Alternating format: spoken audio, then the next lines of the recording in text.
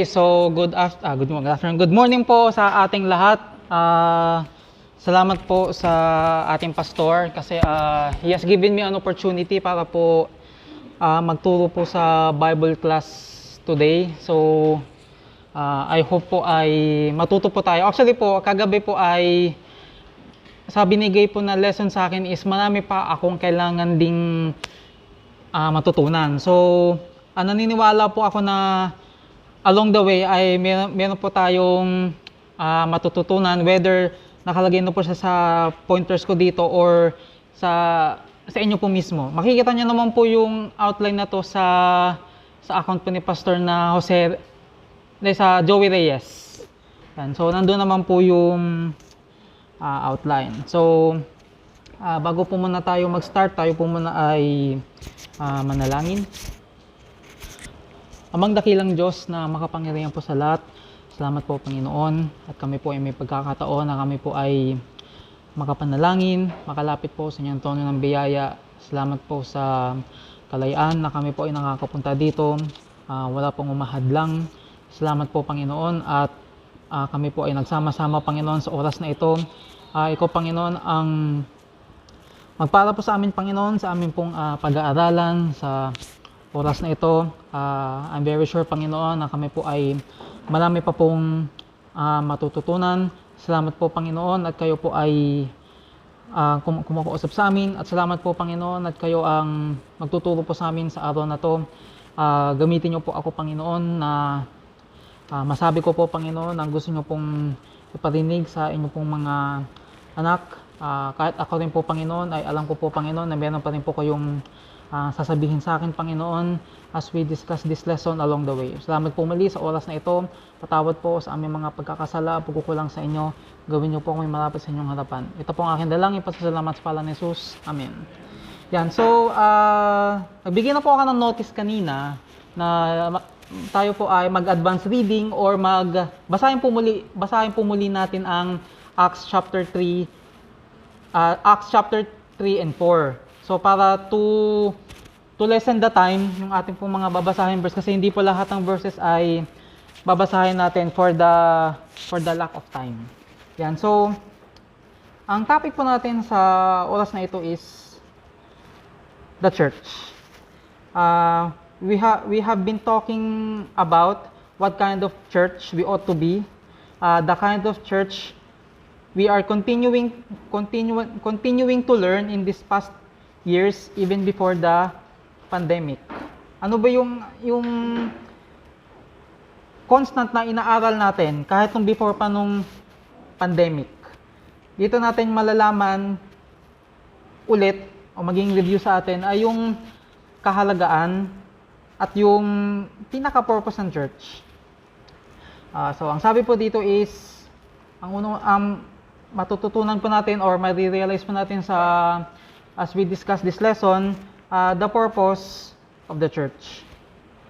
So makikita po natin dito, ano ba ang bakit may church? Ano ba talaga ang pinaka purpose or ano ba tawag doon? Pinaka goal ng church natin. Susunod is along the way, nalaman natin yung purpose ng church. Dito papasok ang maaaring sabihin natin na tinatawag nating her persecution. The gates of hell shall not prevail against the church, but that doesn't stop the devil from bombarding his artillery from hell. Ibig sabihin, hindi po dahil hindi makakapanaig ang kaaway sa simbahan hindi ibig sabihin ay titigil na siya. Gagawa po siya ng paraan na talagang mahadlangan tayo. Ganun talaga siya. Kumbaga, hindi siya magpapatalo. Hindi siya he won't give up without a fight. The church purpose, her persecution. Pero despite of that persecution, dito nga po tayo papasok sa the power of prayer. Ang kapangyarihan po ng ating church, sino po ba yung church? Tayo po yun. Ang kapangyarihan po natin ay manggagaling po sa panalangin. At sa pamamagitan po ng pananalangin, tayo ay patuloy na magpe-persevere. Ano po ba ang ibig sabihin ng magpe-persevere? At tayo po ay magpapatuloy kahit po tayo ay nakakaranas na ng problema sa buhay, kahit tayo po ay may mga pinagdadaanan, kahit seemingly meron tayong mga may mga umahad lang sa atin, yun po ang ibig sabihin ng perseverance. At para nga po tayo ay magpatuloy, ang tanging pong kapangyarihan natin ay sa pamamagitan po ng panalangin. So sa Acts chapter 3, so start po tayo sa verse 1. Acts chapter 3 and verse 1. Scroll ko lang po ang aking electronic Bible. Yan. So Acts chapter 3 and verse 1. Now Peter and John went up together in the temple at the ninth hour, at the hour of prayer, being the ninth hour. So according po sa akin pong na-research and sa pamamagitan na rin po ng Life Application Bible, kasi ito po talaga ay learning process pa din po sa akin. Ang sabi po dito is, the Jews observed 3 times of prayer. Morning, the third hour, it is about 9 a.m. The afternoon, which is about 3 p.m. And then the evening or sunset. So ito yung mga prayer time ng mga Jews by that time. Actually, hindi lang Jews. Mga Gentiles ay pumupunta po talaga sa temple para po manalangin. So ito yung dito sinimulan ni Peter and John ang kanilang ministry. Sila po ay pumunta sa church para manalangin. So makikita niyo yung importance nung meron ka talagang prayer partner. Yan si Ma'am Lisa, alam niya, kilala niya sino yung prayer partner ko, kaya yan. So pero po ngayon is nakakatawa pag kami nakakasabay ka sa prayer. Kilala niyo po, wag po kayong mag-alala kung sino yon. Yung tinutukoy kong prayer partner. So, importante po talaga meron tayong nakakasama sa pananalangin. Di ba? Sabi nga sa Matthew 18 verses 19 to 20, and again, I say unto you that if two of you shall agree on earth as touching anything that they shall ask, it shall be done of them, of my Father which is in heaven. For where 2 or 3 are gathered together in my name, there am I in the midst of them. So, yun po yung matututunan natin dito sa verse 1, prayer partner. Ang importansya po ng isang prayer partner. Sumunod is, hindi lang nagkaroon ng prayer partner si Peter and John, sila po ay pumunta sa house of prayer or prayer house. By that time,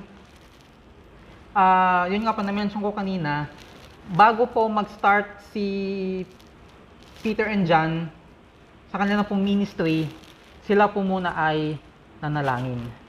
Seemingly, ang mga trabaho po natin, ang mga ministry po natin, ay seemingly hindi na siya naging pagpapala. Kasi, alam niyo po kung bakit hindi po kasi tayo nananalangin. Sa sobrang busy po natin, sa sobrang dami po nating gawain, sa sobrang dami po ng ministry natin, nakakalimutan na natin mag-pray sa nagbigay ng ministry sa atin. I hope po ay maging reminder po sa atin to, na hindi po dahil sa sobrang busy natin ay makakalimutan natin ang Panginoon. Prayer partners, prayer house, and then prayer time. So talagang nag-allot po talaga ng time si Peter and John despite po sa kanilang busy schedule na magkaroon po ng prayer time. Talagang hindi nila pinalagpas. Sila ay binigyan talaga nila ng time. Hindi nila nineglect kasi alam nila mismo sa sarili nila na wala silang magagawa kung hindi sila mananalangin. Diba na-mention ko na nga po ito nung devotion ko, I think 2 weeks ago dito sa prayer meeting po natin, na ang Panginoong Jesucristo, saan po ba nagsimula ang ministry ng ating Panginoon? 'Di ba sa pananalangin? Ang Diyos anak mismo, the perfect Son of God, God in human flesh, Jesus Christ was dependent upon prayer. Kung ang Panginoong Jesucristo ay naging dependent sa pananalangin, paano pa po kaya tayo? So sa verse 2 and 3 ng Acts chapter 3, meron silang, so si Peter and John, meron silang nakitang isang helpless person. Isang, pwede ba rin sabihin tawag na pilay, o talagang simula pagkabata isa talagang ay hindi na, actually, sabi sa verse 3, and a certain man lame from his mother's womb. Ibig sabihin, sa sinapupunan pa lang, diba, imagine nyo sa sinapupunan pa lang, anak ko hindi na makakapaglakad. So, imagine nyo yung sitwasyon ng pilay na ito, lame. Talagang napaka-helpless niya. So, dun sa verse 3, ang sabi is, he begged alms from Peter and John. So, of course, bilang isang awa ka sa sarili mo, talagang wala ka nang magagawa talaga kung di manlimos na lang. At saka po, by that time, giving money to beggars was considered praiseworthy according sa mga Jews. So itong beggar na to ay naging matalino din naman siya at talagang pumesto siya doon sa lugar na kung saan maraming pagdadaungan ng tao. So konting trivia lang po. So talagang by that time is ano na siya, may significance din naman yung pagpunta ng beggar dun sa temple. Kasi nga by that time, isang praiseworthy, makita ka ng tao na nagbibigay sa limos ay ano siya, talagang ano siya, kapuri-puri siya. So sa verse 4, Peter and John saw him and recognized his need.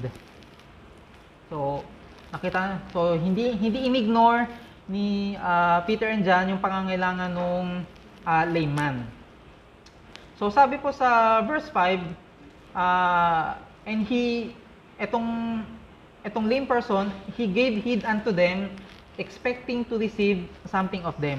So, itong lame man na to ay, syempre, tinawag yung attention niya. So, nag-expect siya ng something kay Peter and John. So, ito po yung kailangan din nating ma-realize, lalo-lalo na po sa panahong to, na in a world full of broken dreams, their sight is limited because they only see their current situation. Ito pong panahon natin ngayon is talagang karamihan po sa mga tao ay nakikita lang talaga nila kung ano yung current na kailangan talaga nila ngayon. May binaha sila, wala silang bahay, ang pamilya ko may sakit. Yung ano nila, talagang humanly speaking, gets din naman natin sila kasi talagang they are spiritually blinded. Pero dito sa verse 5, kailangan po natin ma-realize na all men are guilty. Pag nag-share po tayo ng gospel, sinasabi naman po natin yan na talagang lahat po ng tao ay makasalanan. So ano po bang reference natin dyan is Romans 3:23, Romans 6 and verse 23. At saka hindi pa naman po ako nakaka-encounter ng na-witnessan ko na hindi ko kailangan ng Diyos na yan kasi mabuti naman akong tao. Hindi ko kailangan ng Diyos na yan kasi masyado na akong masama. May nabasa nga po ako there is nobody that is so good that you do not need to be saved. And there is nobody that is so bad that you cannot be saved. Walang taong sobrang bait na hindi na niya kailangan ng kaligtasan. At wala rin namang taong sobrang sama na hindi na rin po niya kailangan ang kaligtasan. So, all men are guilty before God. Next is, God wants us to stand in the gap. I hope, pag po dumating sa punto or mangyari sa atin na sinabi ng Panginoon kay Ezekiel sa Ezekiel chapter 22 and verse 30, and I sought for a man among them that should make up the hedge and stand in the gap before me for the land, that I should not destroy it, but I found none. Natural lang po na talagang kasi yun yung commandment ng Panginoon tayo po ay humayo. Nakalimutan ko po kung sino yung nagsabi nung quote na yon. I think na mention ko na rin po siya dito ng ilang beses. There are two classifications of Christians: soul winners and backsliders. So, alin po ba tayo sa dalawang yan? So, tayo ang mag-i-stand. We are the one who will stand in the gap. Tayo ang mamamagitan sa mga taong nangangailangan ng kaligtasan at ang taong nangangailangan ng kaligtasan na kailangan niya ng Panginoon. So, tapos, and then number 3, we have the gospel to man's guilt. So, ito po yung nakakatuwa at saka isang privilege dito, nasa sa atin po ang daan. I mean, yung gospel na sinishare natin is, ito yung magiging daan niya para makilala natin ang Panginoon. Kasi obviously, kung hindi tayo mag-share ng gospel, edi walang matututo. Walang makikinig or walang makakaalam. Sabi sa Acts chapter 3 and verse 6, Then Peter said, Silver and gold have I none, but such as I have given thee, in the name of Jesus Christ of Nazareth, rise up and walk. We do not have all the things the world may ever want, but we possess the one and only person all people need. Actually, kaninang umaga ko po hinahanap yung isang verse na kung meron tayong Panginoon, ay sapat na siya. I think somewhere in Psalms. Kaninang umaga ko po siya hinahanap. So, actually, hindi ko na po siya papahanap sa inyo for the lack of time.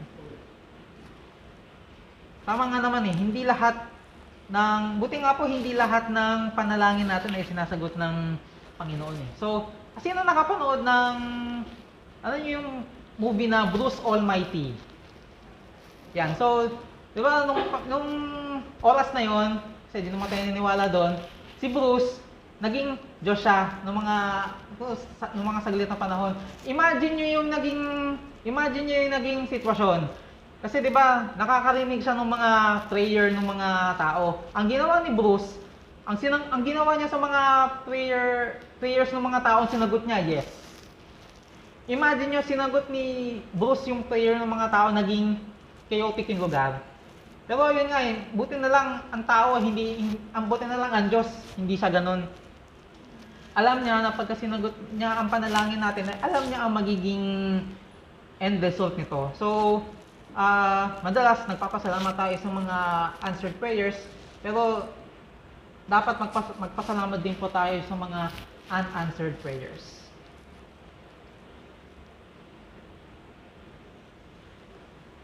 We often ask God to solve a small problem, but He wants to give us a whole new life and help for all our problems. Ang isa pa sa nakakatawa dito is, maaaring hindi inalis ng Panginoon yung problema mo, pero ang naging comfort dito is, hindi naman po niya tayo pinabayaan. Sa Acts chapter 3 verses 7 to 8, ito na yung gumawa ng miracle ang Panginoon. And He took him by the right hand and lifted him up, and immediately his feet and ankle bones received strength, and he leaping up stood and walked and entered with them into the temple, walking and leaping and praising God. God did a miracle.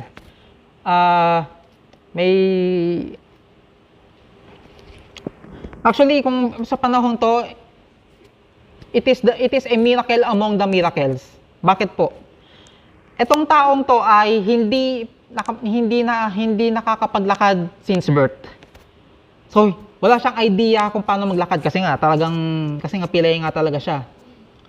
Tapos ang nakakatawa dito, so in the later part, makakita natin sa Acts chapter 4 and verse 22 na etong taong to ay nagsimula lang makapaglakad nung siya ay 40 years old.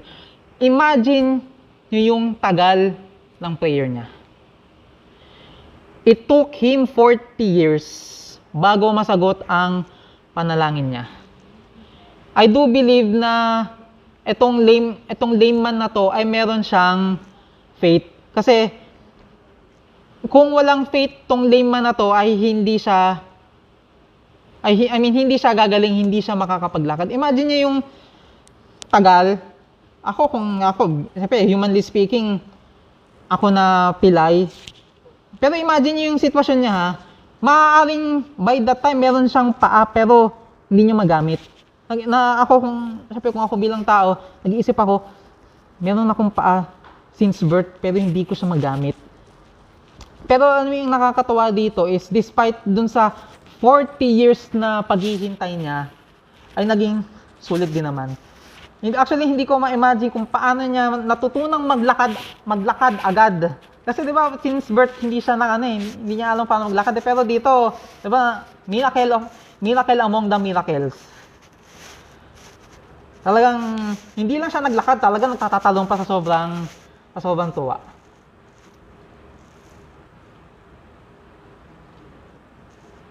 So sa Acts chapter 3 verses 9 to 11,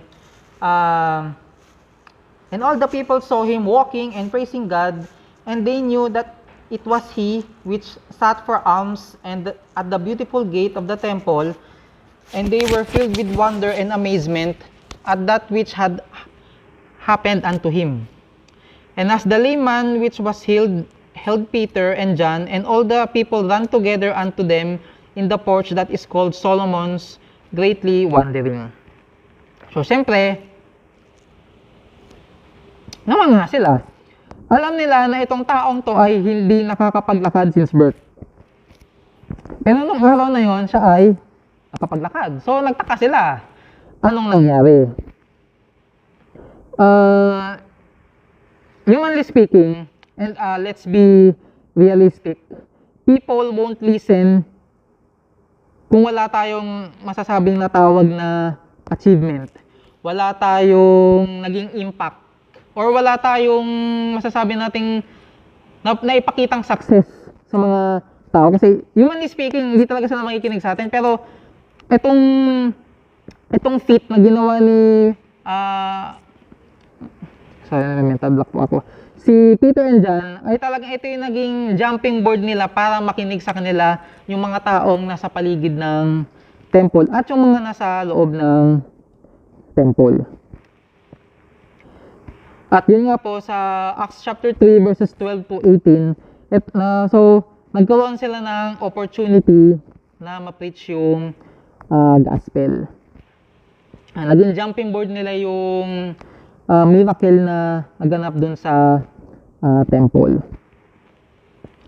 So sa Acts chapter 3 verses 19 to 21, repent ye therefore and be converted, and that your sins may be blotted out, when the times of refreshing shall come from the presence of the Lord, and he shall send Jesus Christ, which before was preached unto you, whom the heaven must receive until the times of restitution of all things, which God had spoken by the mouth of all his holy prophets,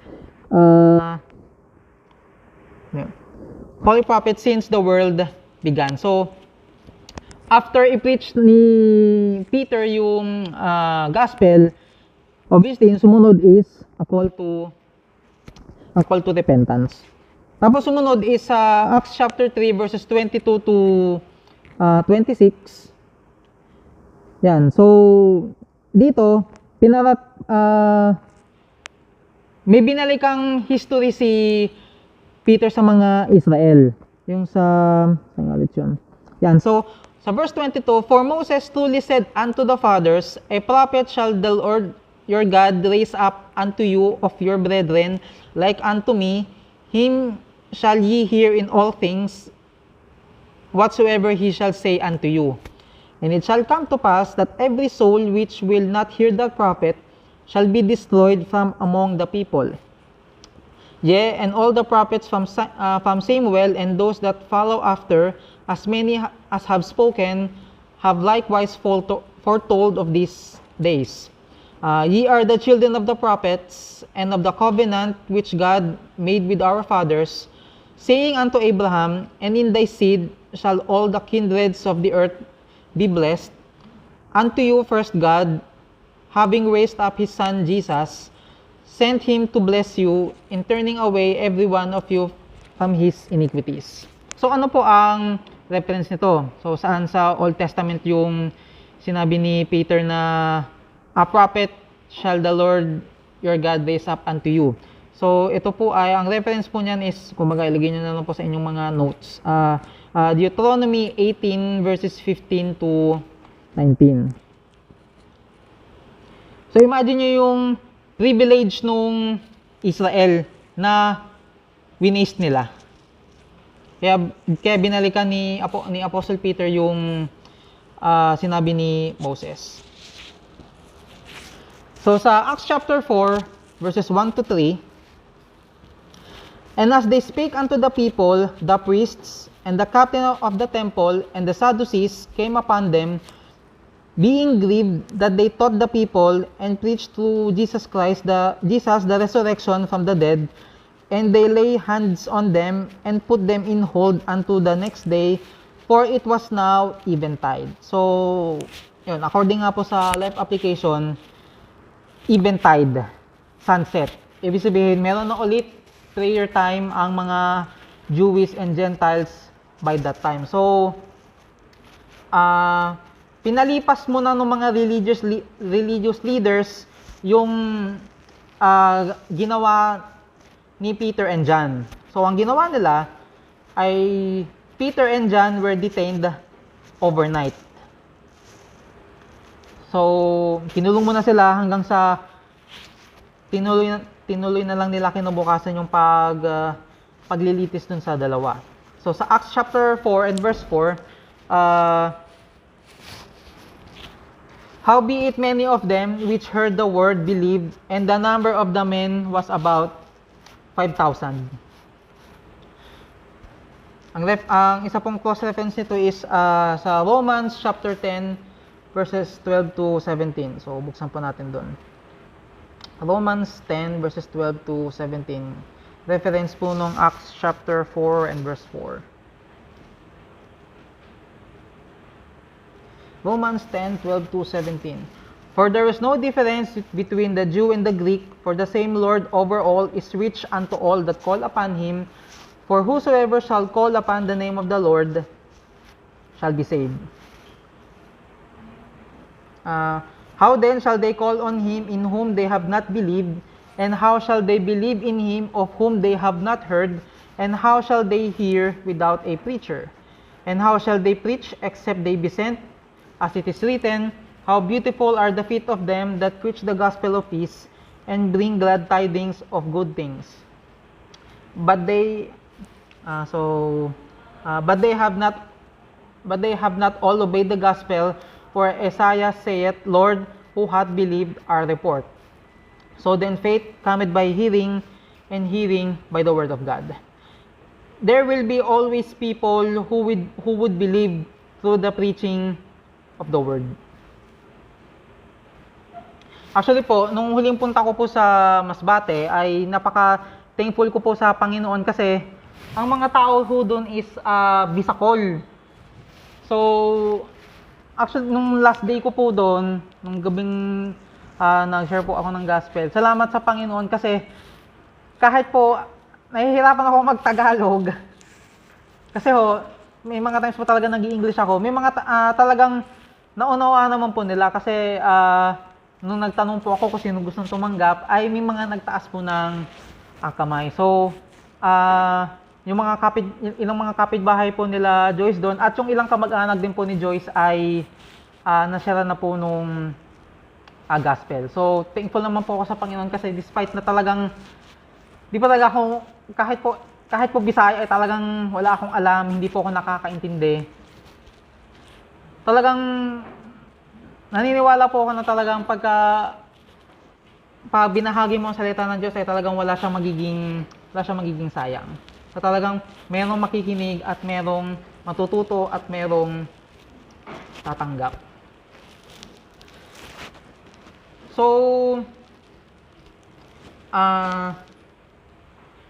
yan. So, habang ini-interrogate ng mga religious leaders si Peter and John, so sa Acts chapter 4 verses 5 and 6, "And it came to pass on the morrow that their rulers and elders and scribes and Annas the high priest and Caiaphas and John and Alexander and as many as were of the kindred of the high priest were gathered together at Jerusalem. The threatening continued and more persecutors came." Ito talagang, ito nga yung ano nila na pagkagawain talaga ng Panginoon is expect natin na talagang merong hahadlang at hahadlang sa atin. Naka-experience ka ng victory, wag mong i-expect na talagang mananatili yan kasi talagang hindi talaga tayo titigilan ng kaaway. So sa Acts chapter 4 verses 7 to 12, "And when they had set them in the midst, they asked, By what power or by what name have ye done this? Then Peter, filled with the Holy Ghost, said unto them, Ye rulers of the people and elders of Israel, if we this day be examined of the good deed done to the impotent man, by what means he is made and whole. Be it known unto you all and to all the people of Israel that by the name of Jesus Christ of Nazareth, whom ye crucified, whom God raised from the dead, even by him doth this man stand here before you whole. This is the stone which was set at naught of you builders, which is become the head of the corner.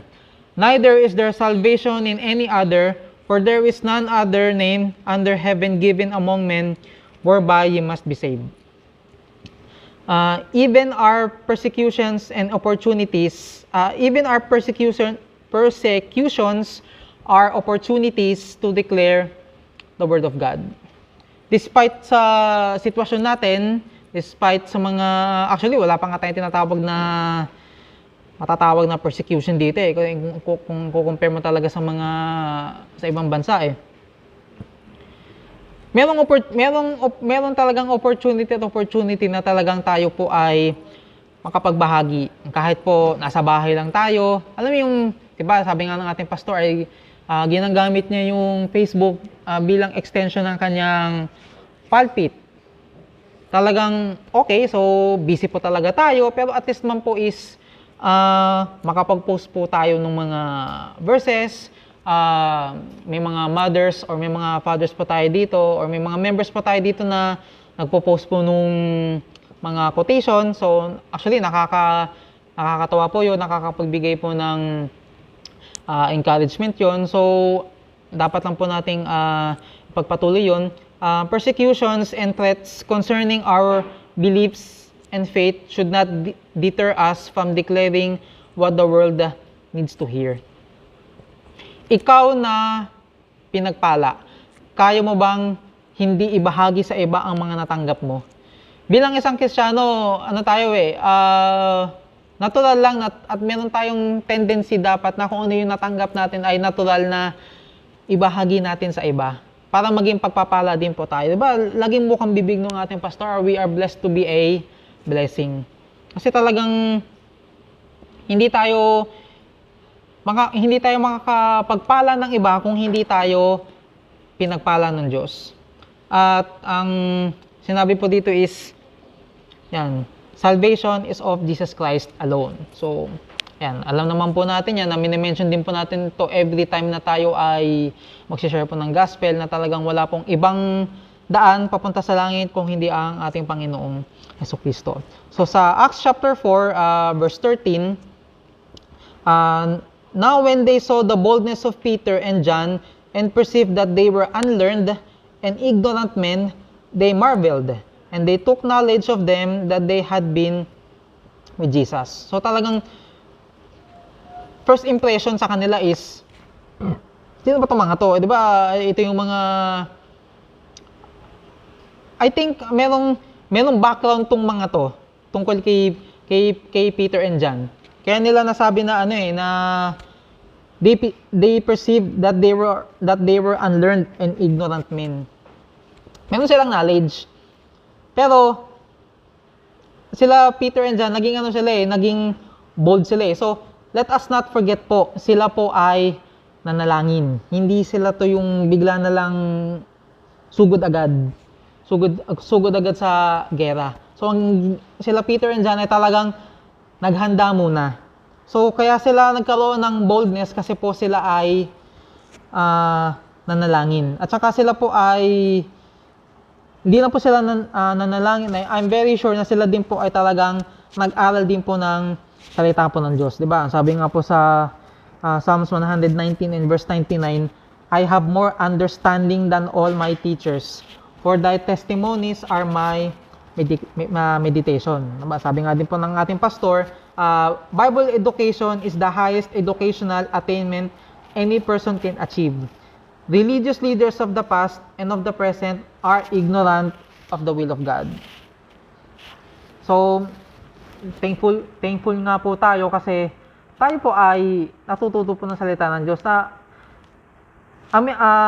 nakaka-amaze kasi tayo naiintindihan natin yung salita ng Diyos eh. Pero yung ibang tao hindi eh. Di ba? Kung babasahin siya ng pangkaraniwang tao, hanggang dun lang yung pangunawa nila. Pero tayo, meron tayong Holy Spirit eh. Tayo ay tinuturuan ng Panginoon eh. Di ba nga si Apostle Peter nga, di ba siya ay from the tribe of Benjamin. Alam niya ang Old Testament, di ba? Naikwento ng ating nabanggitan ng ating pastor yan na talagang si Apostle Peter ay hindi siya basta-basta tao, talagang may pinag-aralan siya. Pero after niyang ma-convert, ang dami pa niyang natutunan.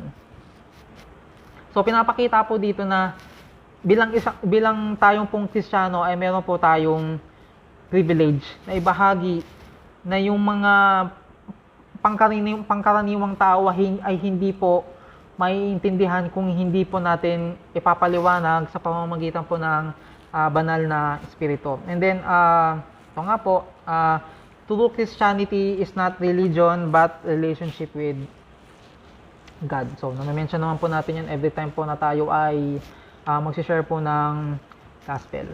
So, sa Acts chapter 4 and verse 14, ito na po yung naging evidence na talagang despite sa persecution na naranasan nung dalawa, ay hindi na nila maitanggi. Kasi nga 'di ba sa verse 14, and beholding the man which was healed standing with them, they could say nothing against it.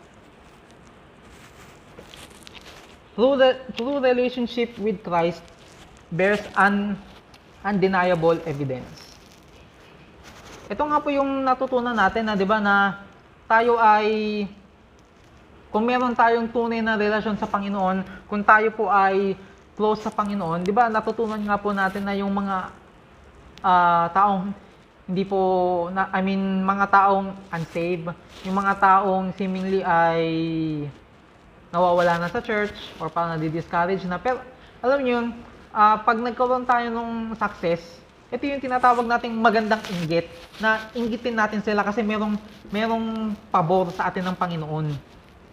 Na hindi tayo mag-iinggit, kasi hindi ka pinagpala, ako pinagpala, hindi ganoon. Pinapakita po natin na pag meron tayong favor ng Panginoon, the blessings will be automatic. So, pagka meron tayong blessings, obviously, magiging evident na ito sa iba. Ito nga po yung na-mention ko kanina, di ba? Kung wala tayong matatawag na or maipakitang success sa iba, paano tayo gagayahin or paano tayo susundan ng iba? Kasi nga kung payas na naman tayo ng sitwasyon eh. Ikaw, hindi ka na naman pinagpapala eh. Anong gagawin ko kung susundan kita, di ba? Ganun yung magiging mentality ng mga tao, humanly speaking. So sa Acts chapter 4 verses 15 to 18, but when they had commanded them to go aside out of the council, they conferred among themselves, saying, what shall we do to these men? For they that indeed a notable miracle hath been done by them is manifest to all them that dwell in Jerusalem. We cannot deny it. but that it spread no further among the people, let us straitly threaten them that they speak henceforth to no man in this name. And they called them and commanded them not to speak at all nor teach in the name of Jesus Christ. Ito yung talagang, ito na yung mga nasa end of the rope na sila. Wala silang mapiga or wala silang maipuna kay Peter and John. So talagang ang ginawa na lang nila is pagbabantaan namin kayo. Yun, wala na silang magawa eh. Natural lang po talaga na ulit natin sinasabi na the works of Christ will be hindered and rejected by the world. Lahat naman po tayo or karamihan naman po tayo sa atin siguro ay nakaranas ng matanggihan na yun na nga, di ba? Libre na nga yung kaligtasan. Tapos tatanggihan ka pa. Naranasan ko po yun eh. Kaya talagang nung panahon yun, hindi na ako nag-share kasi talagang sobrang sama ng loob ko. Pero yung natutunan ko na hindi naman po ako ang tinanggihan nila. Ang tinanggihan nila ay ang Panginoong Jesucristo. Kung ba, naalala niyo po yung kwento ni sino po yung tinatawag nating weeping prophet? Si Jeremiah. Imagine niyo yung lifetime Jeremiah. Jeremiah was a failure in the eyes of men, but not of God. Maaaring sa paningin ng tao ay naging failure tayo, pero sa mata ng Diyos, hindi naging failure si Jeremiah kasi si Jeremiah ay sumunod sa Panginoon. Talagang natural lang po na talagang merong mga tatanggi sa atin. Pero hindi naman po sana yun ang maging hadlang para hindi na po tayo para hindi pa natin ibahagi ang salita po ng Diyos. So sa Acts chapter 4 verses 19 to 20, but Peter and John answered and said unto them, whether it be right in the sight of God to hearken unto you more than unto God, judge ye. Excuse me. For we cannot but speak the things which we have seen and heard. We must not give in to pressures from the enemies of the cross of Christ. We must persevere in declaring what we've seen and heard. We are the witnesses of Christ. We are Christ's ambassadors to the world to reconcile them to God.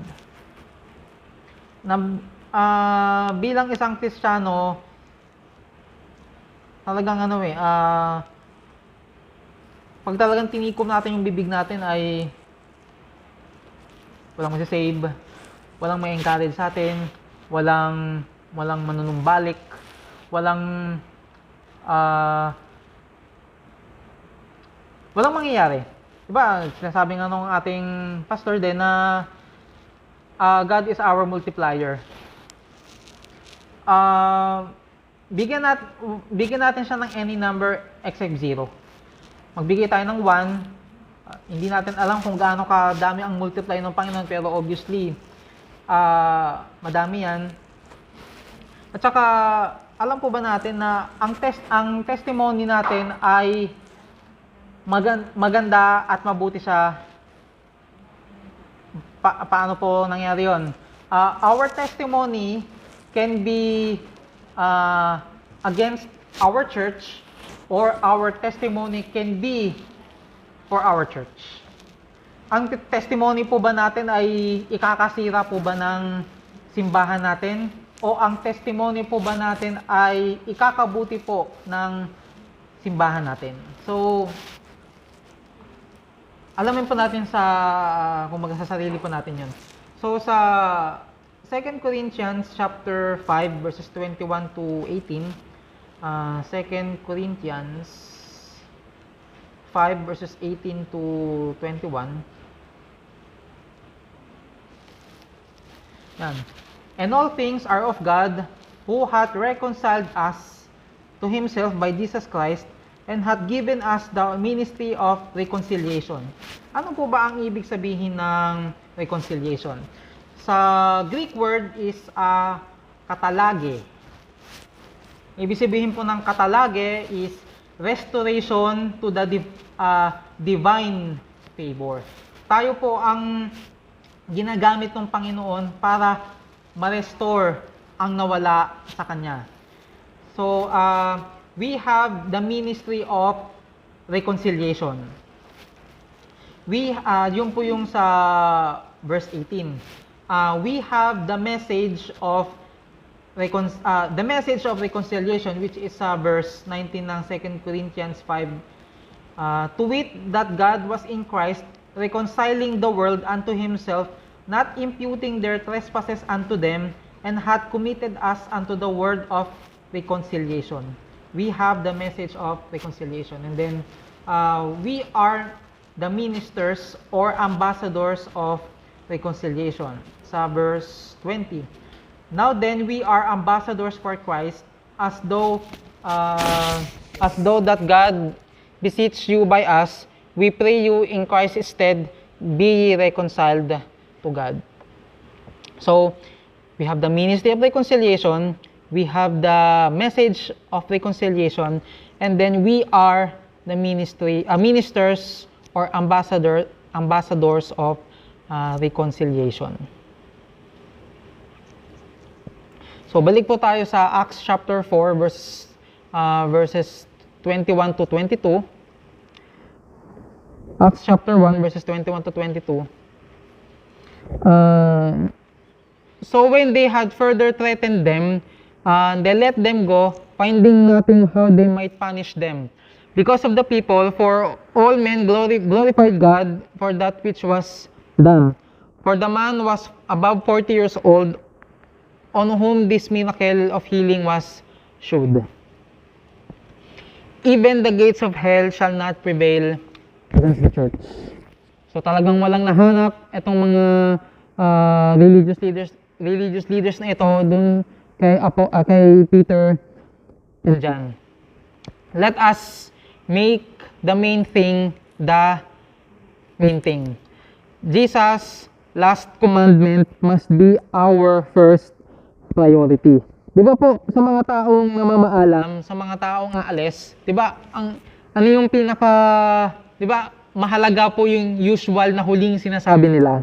Di ba, ano po ba yung huling commandment sa atin ng Panginoon bago siya umalis? Di ba, nasa ano yan? Matthew chapter 28 verses 18 to 20. So talagang napaka-importante po nung huling habilin sa atin ng Panginoon.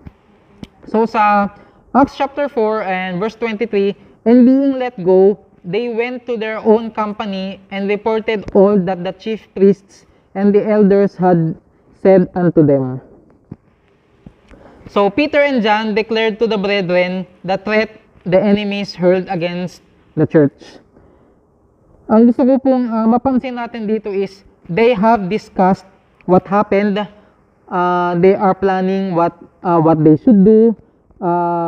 Maaaring yung mga nakarinig ng balita galing kay Peter and John ay maaaring may mga na-discourage kasi may tumutulig sa kanila. So, gumagawa sila ng way para ma-encourage yung mga taong yun at hindi po sila nagchismisan or nag-gossip. Ito po yung ginawa ni Peter. Hindi lang sila pumunta dito para magkwentuhan lang.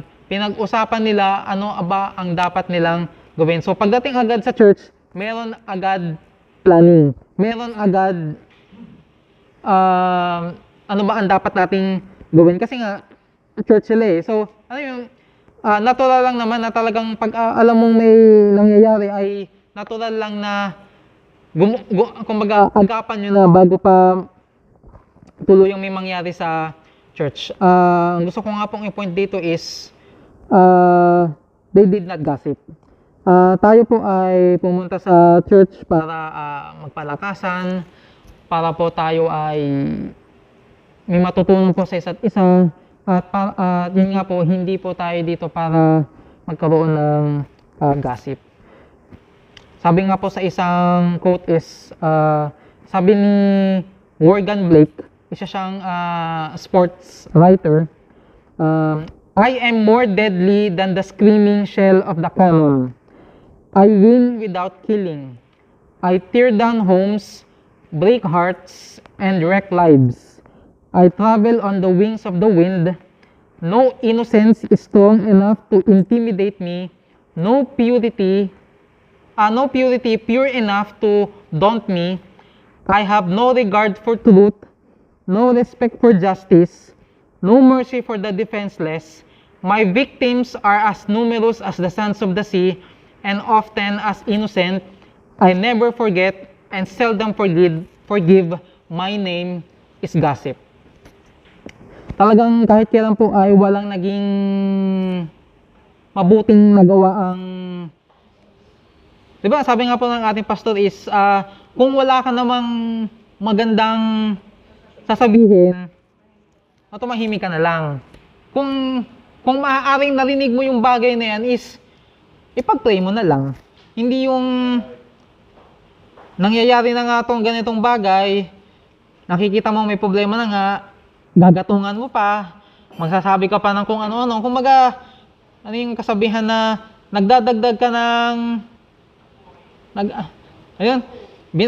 dinadagdagan mo pa ng gas o yung ulin yung nagbabaga na mas hindi ka nakatulong. So siguro po by one of these days, given an opportunity is I will be preaching po next time is ang title po nun is The Meanest Member of Our Church. Interesting topic po siya. So, ano na po yun, nire-ready ko lang po yung lesson na yun. So, ayun nga po. So, pagdating nila Peter and John, sila ay nagkaroon ng pagpaplano. Hindi po sila gumawa ng kung ano-ano. Talagang yun yung naging focus nila. Hindi na sila nagsayang ng oras. So, sa Acts chapter 4, verses 24 to 30, ito yung aking notes. Yun. So, dito pa sa 24 to 30, ay ito po yung naging prayer. So, sila po, ayun nga po, sila po ay nanalangin. So, mababasa po natin yan sa Acts chapter 24 verses 30. Notice how the believers prayed. First, they praised God. Then they told God their specific problem and asked for His help. They did not ask God to remove the problem, but to help them deal with it. They lifted up their voice to God with one accord. They go back to the Word. They requested God for courage to preach the Word. So, meron na ngang pagbabanta sa kanila. So, ang naging prayer nila is, nag-request sila ng Panginoon. Ito yung natutunan nga natin na talagang importante pagka, ang prayer natin talagang specific. Nag-request sila sa Panginoon ng courage to preach the Word. And then, they ask for power to work more miracles. Specific sila, courage and power. Kasi nga, may threatenings ng nangyayari. So, and sa Acts chapter 4 and verse 31, the result and the revival, and when they had prayed, the place was shaken where they were assembled together, and they were all filled with the Holy Ghost. And they speak the word of God with boldness as they requested. So, malalaman mo talagang answered prayer ka pagka talagang specific tayo. Wala naman pong sinasabi na masamang mag-pray in general or malawak na prayer, pero mas madidistinguish mo talagang sinagot ng Panginoon yung panalangin mo pagka talagang specific. And then they requested God for courage to preach the word. So nagkaroon nga sila ng talagang pinapakita po dito yung talagang importance po ng prayer. Na wala wala tayong magagawa kung kung hindi tayo mananalangin. So, share ko na po to sa inyo, pero wait lang po Bigla ko lang siyang naisip. Hanapin ko lang po yung quote na yun. Tensya na po. Actually, natutuwa naman po ako kasi kung ano yung napaghandaan ko ay dinadagdagan pa ng Panginoon as we discuss this lesson. Kaya po kasi blessing talaga tong quote na to so I do not want to miss this.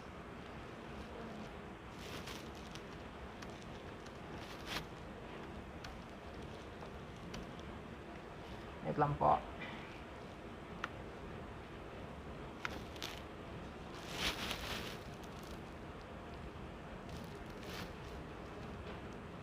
Saan ka na?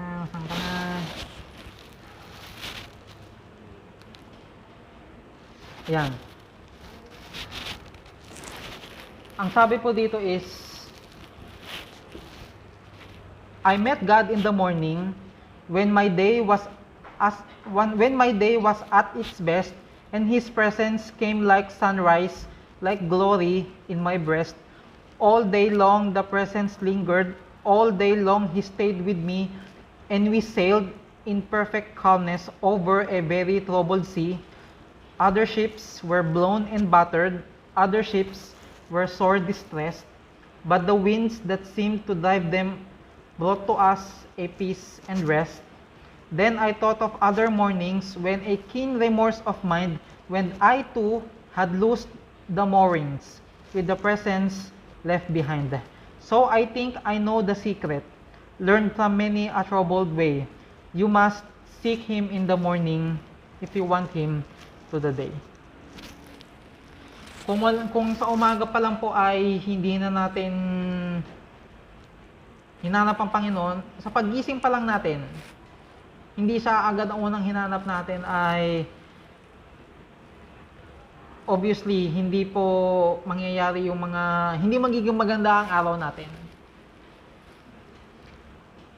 Yes, meron tayong mga discouragement, meron tayong mga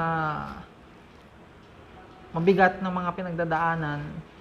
Pero I hope and pray po is hindi po maging maging dahilan. Alam mo yun, diba sabi nga ng ating pastor is yung ating transference of spirit. Kung sa simula pa lang ng umaga mo ay hindi na magiging maganda ang ang spirit mo, ay talagang obviously ay makakahawa kayo. Actually po, may mga times po na talagang minsan, ewan ko po, I seldom get discouraged, pero po ako until now madali po ako maka-absorb. So may mga times po na talagang hindi naman ako discouraged, pero pag ako nakakarinig ng mga ganitong bigla akong magda-down. Kasi talagang actually po kasi talaga medyo until now pa naman po is talagang mahina po rin po kasi talaga ang loob ko. Talagang until now is hindi ko naman po nakakahiyang sabihin yan. Is talagang iyakin po talaga ako. Hindi lang po talaga halata. So, bilang ako na mahina ang loob ko, lagi kong pinapanalangin sa Panginoon na, Panginoon, tulungan niyo po ako sa araw na to, sa mga gagawin ko, magkaroon ako ng favor sa mga makakausap ko, sa boss ko. Panginoon, ayoko po ng sinasabi ng mga kabataan is, kabataan pa rin naman ako, huwag kayong ganyan. So, sinasabi is bad vibes. Panginoon, ayoko pa ng bad vibes ngayon sa araw na to. Talagang, usually every morning, pinagpe-pray ko yan. Kasi ako po talaga ay madaling maapektuhan. So, siguro talagang tinuturo pa sa akin ng Panginoon na talagang maging matatag din. Baga, learning process. Lahat naman po tayo ay natututo kahit ano pong edad natin. So sa Acts chapter 4, verse 33, the result of prayer. The result of prayer is the revival of the church. Persecution emboldened emboldens us to persevere to promote the cause of Christ. So, great power to the apostles and the leaders of the church, and great grace upon the church. So, kung napansin nyo, ay talagang paulit-ulit po tayo na talagang wala pong ibang kapangyarihan ang church. Wala po tayong kapangyarihan kung hindi ang panalangin. So, wag po nating, actually, may nabanggit din si Pastor last time na saan ba magandang makilala ang MLBC? Actually, nung tinanong ni Pastor, sabi ko, sa events. Kilala ang MLBC sa pag-handle ng events. Pero, ang naging maganda doon is, dapat makilala ang ating church bilang isang prayerful church. Wag din po natin sabihin na dapat maging prayerful church tayo. Ano pong ibig sabihin ko doon? Sino po ba ang church? 'Di ba? Tayo po. Para maging prayerful lang isang church, kailangan po maging prayerful po tayo. Kumbaga sa atin po sisimula. And then sa Acts chapter 4 verses 34 to 37, the ideal church according to Christ's plan, the ideal church according to Christ's plan and purpose is not communism. Communism is overpowering the people. It is getting what the people have. Christianity is empowering the believers. It is giving or securing what the people do not have. So, di ba sa ano yun? Kwento nun sa chapter 2 and verse 3. Di ba after masave nung, ilan nga ulit yun? 3,000 sa Acts chapter 2. Yung si Peter ang nag-preach. Yung mga tao, hindi na nag-uwian sa kanila eh. Nag-stay na sila sa Jerusalem eh. Isipin, sa dami ng taong yun, iniwan na nila yung mga gamit nila, yung mga ari-arian nila. So, itong mga Kristiyanong to is, sila mismo ang nagbigay ng mga pangangailangan ng tao. Sila mismo ang nag-provide. So, baga, what's yours is mine, what's mine is yours. Bakit ho ganyan yung bakit ho ganyan yung tingin sa akin? Yan. So, God is the owner and the source of all things all people of the world need. The church is the dispenser of the truth and the resources of God to the world. I hope po, dito sa lesson na to is ma-realize natin na yes, indeed, we need a revival. So, tayo, para magkaroon po tayo ng revival ay simulan po natin sa pananalangin. May mga nangyari po sa church natin, itong mga nakalipas na araw. Pero, naniniwala naman po ako na talagang meron din sigurong trimming na nagaganap. May planong Panginoon kung bakit niya pinahintulutan ang mga ganitong pangyayari. So, anong sabi dun sa Revelation? I hope and pray po is strengthen those that remain. So, maraming salamat po. Tayo po ay manalangin. I hope and pray po tayo po ay natutunan po sa ating pong Bible class. Salamat po, Panginoon, sa oras na ito, sa mga natutunan po namin, sa mga pinarealize nyo po sa amin. Salamat po, Panginoon, at kayo po, Panginoon, ay may layunin po sa mga nangyayari, sa mga bagay na ito, Panginoon. Meron kayong gustong matutunan, may pa-realize sa amin. Salamat po, Panginoon, ay kahit kailan po, Panginoon, ay hindi nyo po kami sinukuan. Salamat po, Panginoon, at kayo po ay patuloy pong kumakausap sa amin. Salamat po, Panginoon, at kayo po ay lagi pong nandyan, hindi po nagsasawa, na kami po ay pagsabihan. Salamat po, Panginoon, at kami po ay merong simbahan. Patuloy niyo po kaming kausapin. iparealize sa amin ang importansya po ng inyong pong bahay-sambahan. Patawad po, Panginoon.